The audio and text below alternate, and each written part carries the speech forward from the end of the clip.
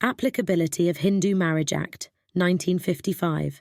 According to Section 2(1) of the Hindu Marriage Act, 1955, individuals professing the following religions are covered under the ambit of Hindus: a person who is a Hindu by religion, which includes Virashaiva or Lingayat, or a person who is a follower of the Brahmo, Prarthana or Arya Samaj, a person who is Buddhist, Sikh or Jain, a person who is domiciled in the territories where the Act is applicable. However, the Act expressly provides that it is not applicable to any person belonging to Muslim, Christian, Parsi or Jew religion.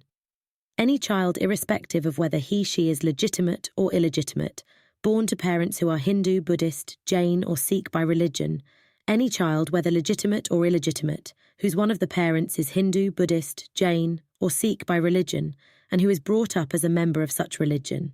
any other person who converted or reconverted to Hindu, Buddhist, Jain or Sikh,